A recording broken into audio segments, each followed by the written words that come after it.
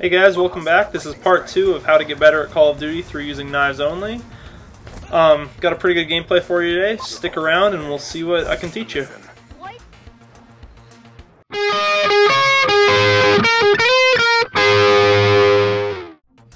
Hey guys, so here's my class loadout. Feel free to pause if you want to check it out in more detail. This game, I've cut out all the fluff for you guys to make the video as short as possible. It's a 7-round game of search and destroy. We end up starting off to a bad start, and I bring it back through a couple clutches in the end. Some of my teammates are just completely incompetent. One of them is even trying to troll us by killing himself. But we don't let that stop us from getting the win. Here I notice there's 2 guys middle. Right here I hear him start to mantle. There you go. Get one, get 2. That second kill was kind of lucky just because of his bad aim. I speed up through this part just because I run around with no action for such a long time, trying to find the last 2 guys. But you'll notice the kinds of routes I take. Sometimes I backtrack on myself, sometimes I take routes where there isn't very much traffic, and that's because I'm not interested in patrolling that route. I'm using that route as a way to get somewhere else that I do want to patrol without having to go through any long lines of sight. Here I see one guy on top center, but by being aware of my minimap, I notice, oh, I have 2 teammates there. They've got it. And sure enough, they pick up the kill with no problem.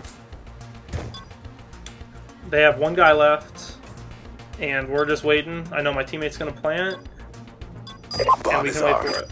At this point, I'm sitting here, I'm listening, I'm watching, and I hear this little click. You probably can't hear it in the video, but I hear a click, like an empty gun firing. And I notice that it's right behind me, so he's either in the tube of the plane behind me, or even a little bit further behind that. Sure enough, there he is. I see he's on reload, so I go in for the knife. Get ready for the next By waiting for an enemy to be on reload, you can pick up a lot of kills. I mean, my teammate chose to get in that gunfight. It wasn't like I was using him as bait, but since he got in that gunfight, I was able to use his misfortune to my advantage.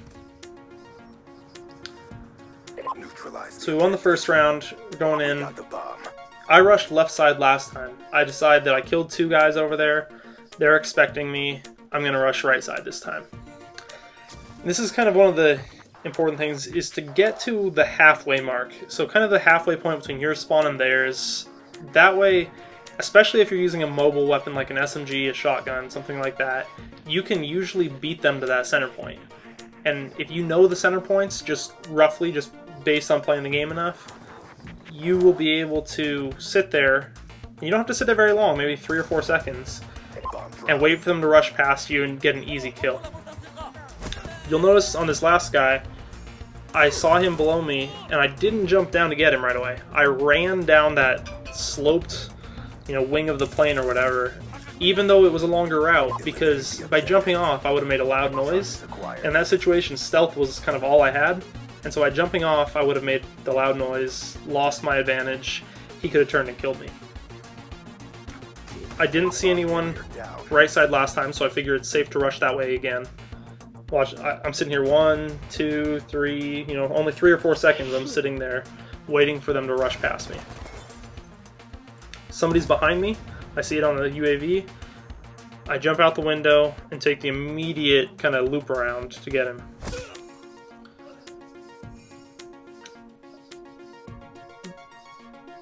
One thing you'll notice throughout this game, and it might actually be annoying to you guys as viewers, but it's really crucial to how I play the game, is watch your leaderboard.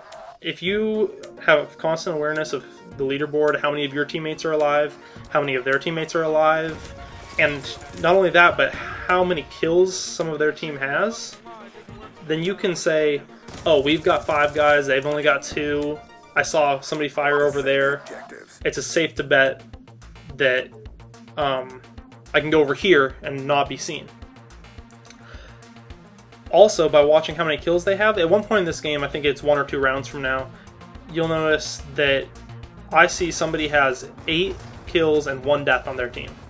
Now they could have got 4 kills and a death and 4 kills, but it's still safe to assume that they've got at least a UAV, probably, you know, a Hellstorm or a Lightning Strike saved up. So in those kind of situations, by watching the leaderboard, you can say, oh, you know, he's got a bunch of kills in a row, I should probably run inside. Defend the objective. That's what happens on this round, is that I see he has a lot of kills. He had 8 kills by the end of that round. I go right inside to the tube of the plane, and sure enough, just like we expected, he calls in his Hellstorm missile.